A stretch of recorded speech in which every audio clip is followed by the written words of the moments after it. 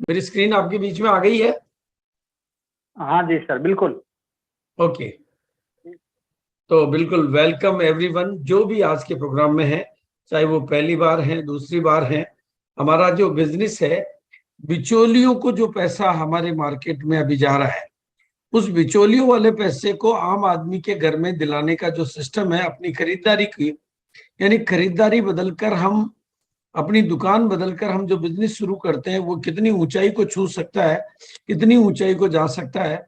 और मैं वही बात आज आपके साथ करना चाहता हूं। और बहुत सौभाग्य के साथ में मैं उन सभी पूरे आरसीएम परिवार को और आरसीएम परिवार की सभी शख्सियतों को बहुत बहुत दिल से बधाई देना चाहता हूं कि अभी हाल ही में 7 मई को यूनिक एजुकेशन सिस्टम के प्रावधान में हमारा एक नेक्स्ट जनरेशन का प्रोग्राम हमने आयोजित किया त्यागराज स्टेडियम दिल्ली में। 7 मई का ये ऐतिहासिक प्रोग्राम डायरेक्ट सेलिंग इंडस्ट्री में पहली बार हुआ, भारत के हिस्ट्री में ये पहली बार हुआ, जहां पर सेकेंड जनरेशन, नेक्स्ट जनरेशन और यूथ ने मिलकर एक ऐसा प्रोग्राम, जिसमें एक भी सीनियर आदमी मंच पर नहीं गया, लेकिन वो प्रोग्राम इतना लाजवाब था, इतना ऊर्जावान था कि हम सब लोग उस प्रोग्राम को देखकर गदगद हैं और बहुत बहुत आसान्वित हैं। और ऐसा भारत के सुनहरे भविष्य के लिए बहुत उज्जवल बात है ये कि 7 मई को जो हमारी नेक्स्ट जनरेशन ने, हमारी यूथ जनरेशन ने, हमारी भावी पीढ़ी ने जो करिश्मा करके दिखाया, चाहे वो हमारे वेंडर्स, मतलब हमारे, चाहे प्रियंका मैडम, सरोज जी, सौरभ जी, और चाहे वो शिरोडे जी के पुत्र सौरभ जी, और जो नई पीढ़ी ने जो बातें वहां पर करी, वो हमारे को रोमांचित कर देने वाली थी। और ये सारे कोर लीडर्स के बच्चे वहां पर मौजूद थे, लगभग लगभग सभी सीनियर साथियों के बच्चे वहां पर मौजूद थे। और सब बच्चों ने जो मैच्योर बातें करी, मैं समझता हूं कि वो सबके लिए बहुत अविस्मरणीय पल थे कि उनके बच्चों ने कितनी बढ़िया बातें की। और सभी पावरफुल मैसेज एवरी यूथ ने, वहां उपस्थित हर युवा ने बहुत पावरफुल मैसेज दिए। और एक बात मैं आपको सबको कहना चाहता हूं कि एनर्जी और विजडम, एनर्जी यानी युवा का जोश, विजडम यानी पुरानों की बुद्धिमत्ता मिलकर जब काम करती है तो चमत्कार होते हैं। तो अब ये तो तय है कि इस यूथ के समागम से अब हम चमत्कार की दुनिया में प्रवेश करने वाले हैं, क्योंकि अब हमारे युवा ने कमान संभाली है और बहुत कमाल की मैच्योरिटी हमने दी। शायद हमने ही थोड़ी देर करी युवाओं को आगे लाने में, लेकिन जो भी हुआ वो बहुत बेहतरीन, बहुत लाजवाब था। और जो भी उस प्रोग्राम को नहीं देख पाए, मैं उनको अपनी जुबान के माध्यम से बताना चाहता हूं कि वो हिंदुस्तान का एक ऊर्जावान प्रोग्राम था, जहां पर युवाओं का जोश और जुनून साफ झलक रहा था। और खास तौर से आरसीएम की उस भावी पीढ़ी और युवाओं ने जो शब्दावली इस्तेमाल की, जो मिरेकल्स किए, वो पूरे हिंदुस्तान को अभिभूत कर देने के लिए कि भारत, नए भारत के निर्माण की तरफ एक कदम बढ़ा देने के लिए उन्होंने बहुत शानदार बातें कही। और मेरे सुपुत्र अभिषेक जी ने जो बात कही कि समय से निर्णय ना लिया तो होगा पछतावा, क्योंकि उन्होंने खुद ने निर्णय लेने में देर करी थी। उन्होंने मतलब उनकी, जिनके परिवार में इस बिजनेस का जन्म हुआ, उन्होंने निर्णय लेने में अगर 20 साल की देर की, तो उन्होंने कहा कि मैं पहले रिसीविंग मोड में नहीं था, लेकिन अब उनके इस वक्तव्य को सुनकर मैं कह सकता हूं, इसका मतलब यह है कि हम पूरे हिंदुस्तान को जगा सकते हैं। कोई 20 साल बाद जागे, चाहे कोई 30 साल बाद जागे, कोई आज जागे चाहे कल जागे, तो जो बातें मैं कहा करता था कि मेरी दुनिया में कोई अभागा नहीं है, बस वो केवल अभी जागा नहीं है। कौन कब जागता है और कौन अपनी किस्मत को, कहते हैं ना, दुनिया में कहावत है कि सवेरा होने से, मतलब आंखें खुलने से, तो आंखें खुलनी चाहिए। और अब मैं पूरी आशा के साथ में हम पूरे हिंदुस्तान को उदाहरण के तौर पे जगाने के लिए बात कह सकते हैं कि इस कपड़े में सभी को आज नहीं तो कल, कल नहीं तो परसों, परसों नहीं तो तरसों, तरसों नहीं तो नरसों, नरसों नहीं तो बरसों, हर किसी को इस कपड़े में आना है। ये बात अब हम बहुत दिल से कह सकते हैं। और ये बात और भी इसलिए कह सकते हैं कि डायरेक्ट सेलिंग का जो बिजनेस है, नेटवर्क मार्केटिंग, डायरेक्ट सेलिंग का जो बिजनेस है, ये ऑल ओवर द वर्ल्ड बहुत तेजी से बढ़ रहा है। इसके ऊपर बड़े बड़े विशेषज्ञों के बड़े बड़े स्टेटमेंट है। और इंडिया में भले ही इसकी 25 साल पहले शुरुआत हुई, 25 साल के समथिंग शुरुआत हुई, लेकिन यहाँ पर इसकी जो ग्रोथ रेट है आज विश्व में बहुत अच्छी ग्रोथ रेट पर ये है। और उसमें आरसीएम की पोजीशन नंबर 1 है और बहुत शानदार पोजीशन है। हमारे पास वो कंपनी है जो नेटवर्क की संख्या में नंबर 1 है, इंफ्रास्ट्रक्चर के मामले में नंबर 1 है, प्रोडक्ट की कैटेगरी के मामले में, प्रोडक्ट की क्वालिटी के मामले में, प्रोडक्ट की प्राइसेस के मामले में वो नंबर 1 है। और अनुभव के मामले में भी हम लोग 23 साल का अनुभव होने के थे, अनुभव के मामले में नंबर 1 है। और महान उद्देश्यों को लेकर चलने वाली स्वास्थ्य रक्षा, नए भारत का निर्माण और स्वावलंबन जैसे वैल्यूज के मामले में हम नंबर 1 है। और महिलाओं को आगे लाकर महिला सशक्तिकरण के काम को अभियान खुद प्रियंका मैडम कमाल लेकर जिन्होंने स्टेटमेंट दिया था कि हमें पैशन के साथ काम करना है, वो हम नंबर 1 है। और भारत को समझने के मामले में भी हम नंबर 1 है, जहाँ की भारत की गांव, भारत की रग रग और नस नस को हम जान पाते हैं। और बिल्कुल डिलीवरी सिस्टम के मामले में हम नंबर 1 है, ऑफिस के सेटअप के मामले में हम नंबर 1 है, और मैन्युफैक्चरिंग के सेटअप के मामले में भी हम नंबर 1 है।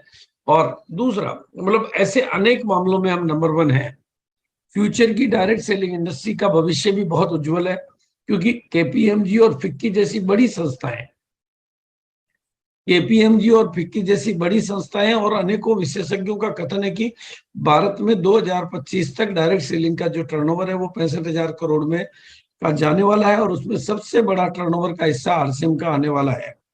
ये बातें आपको बहुत प्रेरित करने वाली, तो आपको डायरेक्ट सेलिंग के बारे में अपनी जागरूकता को बढ़ाना होगा। और मैं चाहूंगा कि हम सब लोगों को अब कंफर्ट जोन को छोड़कर थोड़ा एग्रेसिव मोड में आना होगा, जैसा कि सौरभ जी ने भी उस युवा प्रोग्राम में बहुत अच्छी कमान संभालते हुए कहा कि अब हमें भारत में कुछ अलग करके दिखाना है, तो कंफर्ट जोन को छोड़कर ग्रोथ जोन में जाना है। और बिल्कुल उसके लिए आज मैं एक रोचक कहानी नहीं बल्कि रोचक सत्य घटना आपके बीच में रखना चाहूंगा, ताकि आप सब लोग अपने आप से आज उसी दृष्टिकोण से चीजों को समझें। उसी दृष्टिकोण से, मैं दृष्टिकोण की बात कर रहा हूं, मैं एटीट्यूड की बात कर रहा हूं, मैं नजरिए की बात कर रहा हूं, मैं बात कर रहा हूं ग्रोथ के माइंडसेट की, कि हम सब लोगों को अपने माइंडसेट को ग्रोथ की तरफ कैसे ले जाया जाता है, अपने माइंड में बड़ी बातों को कैसे सोचा जाता है, अपने सवालों को बदलकर जिंदगियों को कैसे बदला जाता है, अपने सवालों को बड़ा करके जिंदगी को महान कैसे बनाया जाता है, और डेवलप द ग्रोथ माइंडसेट।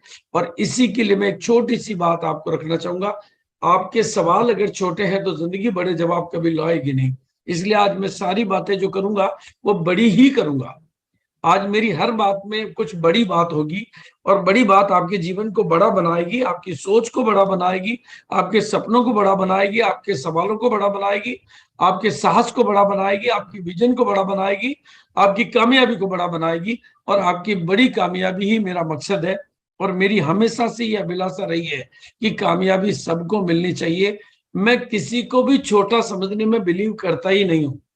मेरी नजर में तो एक बच्चा भी छूटता है तो मेरा दिल टूटता है, और कामयाबी सबको मिलनी चाहिए। और पूरे हिंदुस्तान को एक लाइन में हमेशा कहता आया हूं, पिछले 23 साल से लगातार कहता आया हूं, केवल तुम अपनी छोटी छोटी आंखों में बड़े बड़े सपने बनाओ।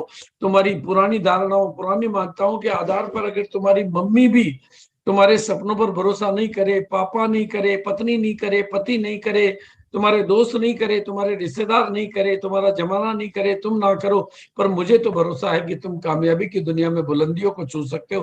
केवल अपने सवालों को बड़ा करने जाइए। और इसके लिए एक बहुत सत्य घटना मैं आपके बीच में रख रहा हूं। माइकल जॉर्डन की ये कहानी शायद मुझे प्रेरित करती है, आपको प्रेरित करेगी, और उस सच्चाई को बयां करती है कि अगर आपके सवाल बड़े हो जाते हैं तो जवाब कैसे बदल जाते हैं। माइकल जॉर्डन दोस्तों बास्केटबॉल का, अमेरिका का और इस समय का दुनिया का सबसे अमीर खिलाड़ी है बास्केटबॉल का ये। लेकिन इसका जो बचपन था वो बहुत गरीबी का दिन था, इवन खाने को भी तकलीफ रहती थी, उतनी गरीबी इन्होंने देखी। एक दिन इसके पिताजी ने अमेरिका में उस काल में जब ये छोटा था, इसको एक पुरानी टी शर्ट दी और कहा बेटा इस टी शर्ट को तुम बेच के आओ ताकि घर में कुछ लाया जा सके। और इसने पिताजी से कुछ नहीं पूछा, पिताजी इसने कहा कितने में बिक सकती है, पिताजी ने कहा कि इसने कहा $1 में, लेकिन पिताजी ने कहा बेटा इसको $2 में तुम्हें बेच के आना है। इसने सवाल नहीं किया, इसने उस पुरानी ही टी शर्ट की धुलाई की, प्रेस की, और एक भीड़ बड़े बाजार में जाके खड़ा हो गया कि मात्र $2 में टी शर्ट। और अंततः वो 3 घंटे की मेहनत के बाद में वो टी शर्ट बेच के घर आ गया। इस तरह से वो पुरानी टी शर्ट को धोकर प्रेस करके $2 में टी शर्ट बेचने लगा। लेकिन एक दिन उसके पिता ने उसे दोस्तों इस सवाल के जवाब को समझना बहुत प्रेरणा मिलेगी आपको, और बहुत क्रिएटिविटी आपको जब डेवलप होगी कि एक दिन पिताजी ने कहा बेटा इस टी शर्ट को तुम्हें आज $20 में बेच के आना है। माइकल जॉर्डन ने यह नहीं कहा पापा $20 में कैसे बिक सकती है, उसने अपने दिमाग में सवाल को, कहते हैं सवाल बदल गया तो जवाब बदलना चाहिए, यही दृष्टिकोण था। तो उसने अपने दिमाग से सवाल को बदला कि मैं $20 में कैसे बेच सकता हूं। अंदर से जवाब आया कि तुम इन दिनों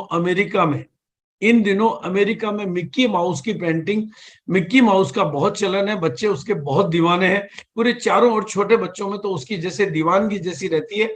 इसने मिक्की उस टी शर्ट पर मिक्की माउस की पेंटिंग बनाई और एक अमीर बच्चों की जो छोटी स्कूल होती है उसके गेट के बाहर खड़ा हो गया, और जैसे ही बच्चों की छुट्टी हुई उनके पापा कार से उनको लेने के लिए आए, ये वहां पर खड़ा होकर बोलने लगा मिक्की माउस टी शर्ट मात्र $20 में, मिक्की माउस टी शर्ट मात्र $20 में। एक बच्चे ने बाहर निकलकर पापा से जिद की, पापा मुझे मिक्की माउस की टी शर्ट चाहिए। इसकी टी शर्ट $20 में बिकी, और ये घर लौटकर पापा को $20 दिया। पापा ने इसको बहुत दुआएं दी और बहुत शाबाशी दी। लेकिन ऐसा कुछ करते करते आगे एक दिन पापा ने कहा बेटा ये टी शर्ट आज तुम्हें $200 में बेच के आनी है। दोस्तों सोचिए थोड़ा सा, आप अगर मैं होता, आप होते, तो पापा से क्या बात करते। लेकिन इसने कहा कि सवाल बदल गया है तो जवाब भी बदलना चाहिए। सवाल जब बदल जाते हैं तो जवाब बदल जाते हैं। इसने अपने दिमाग से सवाल किया और इसके पास एक जवाब आया कि हमारे पास के शहर में उस समय की अमेरिका की सबसे फेमस हीरोइन, उस समय की अमेरिका की जो सबसे मशहूर हीरोइन है, जो फेमस हीरोइन है, वो आने वाली थी और उसका कोई प्रोग्राम वहां पर होने वाला था। बस इसने अपने दिमाग की बत्ती जलाई और सवाल बदला, जवाब बदला और चला गया वहां पे दौड़ा दौड़ा, और भीड़ को चीरते हुए, पुलिस के घेरे को चीरते हुए नीचे से ये छोटा सा बच्चा निकलकर उस हीरोइन के पास जाके बोला कि मुझे आपके ऑटोग्राफ चाहिए इस टी शर्ट पे। और उस टी शर्ट पे ऑटोग्राफ लेकर वो दौड़ता हुआ निकला और एक ऐसे चौराहे पे खड़ा हो गया जहां पर भीड़ रहती है, और बोलने लगा कि इस अमुक हीरोइन के ऑटोग्राफ की टी शर्ट मात्र $200 में। अब दोस्तों उस समय वो हीरोइन उतनी फेमस थी कि टी शर्ट इसके पास थी, लेकिन चाहने वाले अनेक थे। अंततः उस की बोली लगी और वो $2 की टी शर्ट $2000 में बिकी, क्योंकि बोली के माध्यम से वो बिकी। ये सच्ची घटना आपको गूगल पे मिलेगी। केवल सवालों के बदलने से जवाब बदल जाते हैं, ये बात मैं आपको कहना चाहता हूँ। आरसीएम का नेचर लगातार आगे बढ़ता रहा है, और मैं आज आपसे भी निवेदन करना चाहता हूं कि अब आप नया लक्ष्य बनाइए, पर डे ग्रोथ का लक्ष्य बनाइए, पर लीडर ग्रोथ का लक्ष्य बनाइए, पर स्टेशन ग्रोथ का लक्ष्य